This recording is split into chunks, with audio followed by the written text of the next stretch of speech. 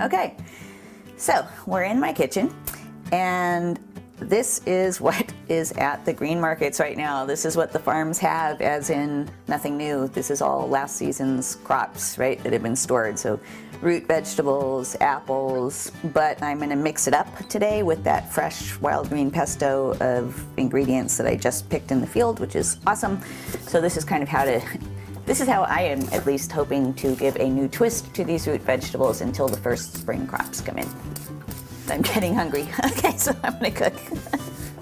We've got the celeriac, celery root, and apple, and some red onion, and carrots, and potatoes, and parsnips.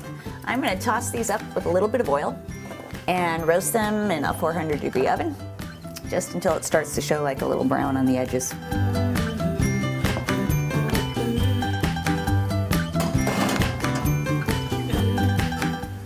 Cool, pesto.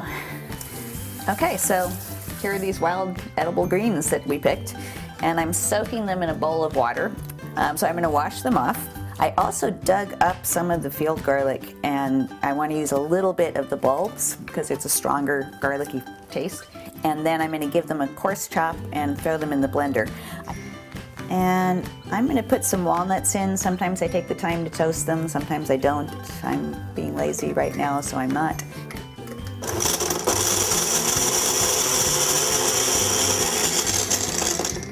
So the flavor of this pesto is going to be wild because they're wild greens. No, but it's going to have a little bit of a stronger flavor, very different from a basil pesto like classic Italian.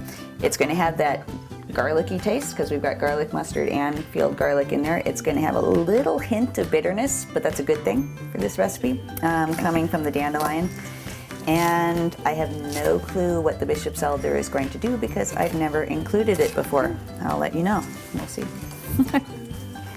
One person's weeds, another person's dinner. All right, I'm gonna do half that sunflower seed oil that I used for the vegetables before they went in the oven, and then half some extra virgin olive oil.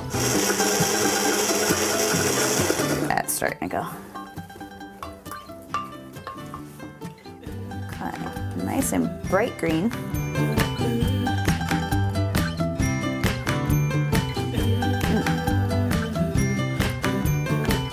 Really, really good, but yes, I want the cheese.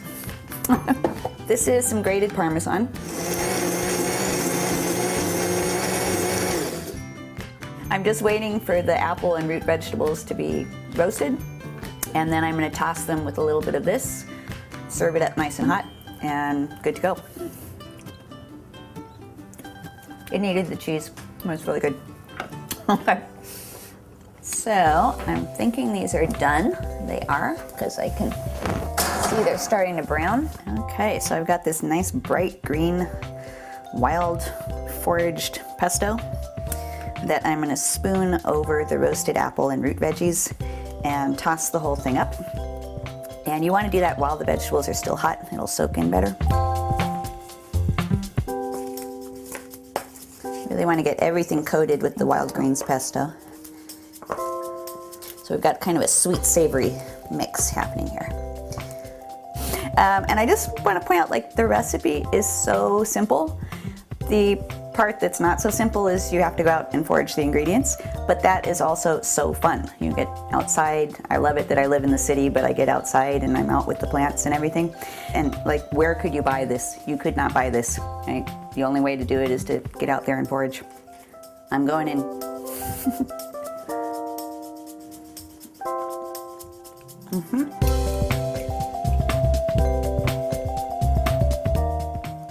I'm trying not to talk with my mouth full, but it's really, really good. This is really, really good.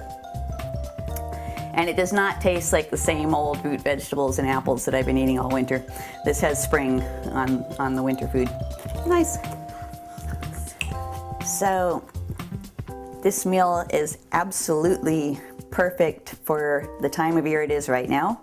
You've got the roots and all that. That was winter.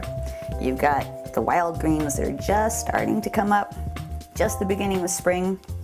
And I'm looking forward to like the whole parade of seasonal food that's starting right now with these wild greens. See you in the summer.